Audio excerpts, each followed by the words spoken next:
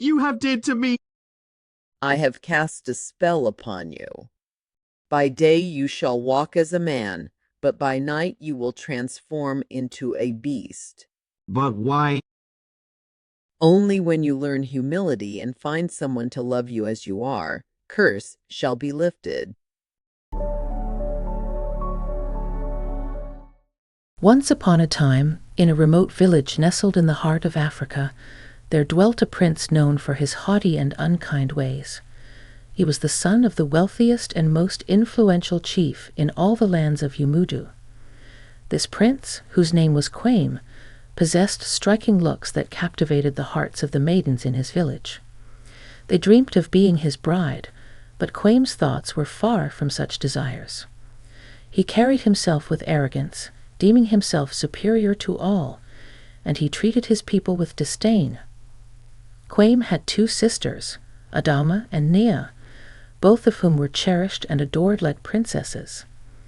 As the only son, Quame was set to inherit his father's throne, showered with every desire fulfilled by his doting parents. His opulence and grandeur only fueled his ego, making him detested by his servants who trembled at his presence. He shunned contact with commoners, preferring the solitude of his horse-drawn carriage, surrounded by a convoy of guards wherever he went. One fateful day, as Quame paraded through the bustling marketplace, he encountered an old beggar woman in tattered rags, kneeling before him. Curious, he demanded to know why she wallowed in such poverty. "Help me, please," she implored.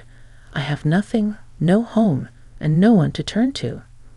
In response, Quame scoffed, dismissing her with cruel words. "Why should I give anything to a lazy beggar like you? Go away." The beggar, with sorrowful eyes, revealed her true plight. "I am not lazy, but old and ailing, with no one to care for me," she pleaded. Ignoring her, Quame turned to leave, feeling a strange sensation creeping over him. Panic gripped him as he realized his hands were covered in a thick black fur. Rushing back to the beggar, he fell to his knees, demanding to know what sorcery she had wrought upon him. With a cryptic smile, the beggar explained, "I have cast a spell upon you. By day you shall walk as a man, but by night you will transform into a beast. Only when you learn humility and find someone to love you as you are, curse shall be lifted." Quame, now Idowu, returned to the palace, hiding his transformation from all. Locking himself away, he spiraled into despair, refusing food or company. As the full moon approached, Idowu ventured into the forest to fulfill his beastly cravings, unbeknownst to his sisters Adama and Nia. Suspecting something amiss, Adama followed him one night, witnessing his terrifying metamorphosis. Shocked, she rushed back to the palace to inform Nia, but her tale was met with laughter and disbelief. Determined to prove the truth, Adama devised a plan. With her sisters in tow, they waited outside Idowu's chamber, peering through a crack as midnight approached. Witnessing his monstrous form, they fled in terror, their screams echoing through the palace. Convinced of the curse, they pleaded with their parents, the chief and his wife, to intervene. Desperate for a solution, the chief sought counsel from wise men and mystics, yet none could break the spell. It became evident that only genuine love could undo the curse. Idowu, now feared and shunned, was banished to a distant tower in the forest, where he spent lonely days and dreaded nights. One day, while hunting for food, a kind-hearted girl named Adaze stumbled upon the tower. Seeing Idowu injured and unconscious, she nursed him back to health in her humble hut deep in the forest. When Idowu awoke, he was grateful for her kindness, but insisted on leaving before nightfall.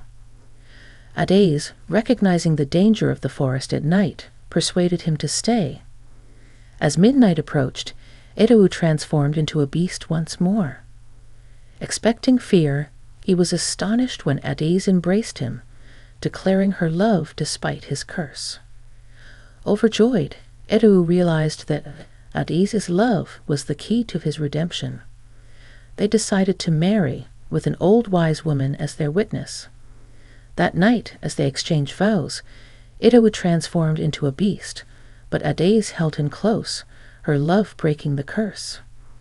At dawn, Idowu awoke to find himself human once more. Overwhelmed with gratitude, he returned to the village with Adiz by his side. Reunited with his family, now chief and queen, Idowu ruled with wisdom and compassion, never forgetting the lessons of humility and love.